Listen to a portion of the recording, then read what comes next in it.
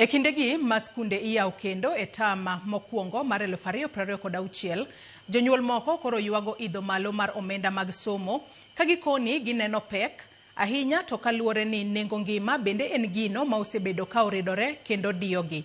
Magitimore e seche ma kwan mar jopuonjre mane owuok mar yaw skul odok piny. Millicent Adhiambo nigi ler mathoth. Ka skunde iyaw ayanga e tama mokwongo mar 2026.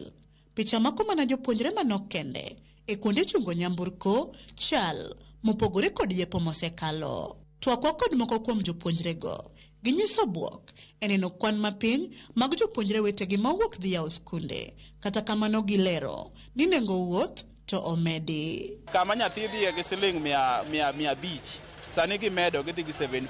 Jonyuol to koni omenda mag somo omedore, gino mamiyo gi pek e kindeni manengo ngima bende osebedo ka oridore. Kaka an gi jafuom 3 iyudo ka koro nino chako medore, fio chako medi gi siling 3,500 e wiye. Especially wenye wako na watoto wengi, naona sasa labda hata kukula inaweza kuwa shida kidogo. Ewi mano, seche ma picha mako jonyuol kalarore kod saa enyiew gige somo mondo nyithindo doge skul. Giywago reyo ewi nengo gige skul ma odhi malo kaka uniformbe e kind mamoko. Bei omedre sana koro uniforms, books to wanyalo wacho books at least gisani to omedno ahinya, lakini challenges wan ga uniforms gi wuoche gi matindo tindo. Kata mana boxes miting'o lep nyithindo gi magi. Kama viatu sasa yenye nilikuwa natarajia maybe 2000 ni kama imeenda 2800. Kiangalia hapo awali zilikuwa bei nafuu vizuri, lakini kwa saizi zimepanda kidogo,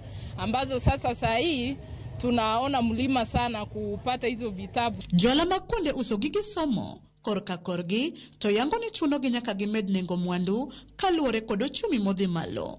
Wegeche to kwano lal e kindeni ma nyithindo doke school. I don't know if it's the current economy, lakini unapata even the raw materials ambazo tunatumia kutengeneza hizi uniforms zinakuja kwa bei ambayo iko juu kidogo. So definitely na sisi pia the impact goes back to the consumer, is the customer. And festive season money we expect on go be ni sana wati yo maber. Mbele ni kanyo dibet sama ko okede no je wosminya tingo. Sama wa expect money wa yudo pesa ni kuka pesa onge. Jo modwa tingo onge. Kwa hinyo jo wala mag jogari. Uchumi pek motamo jonyuol kabisa. Koro uchumi duoko wa piny.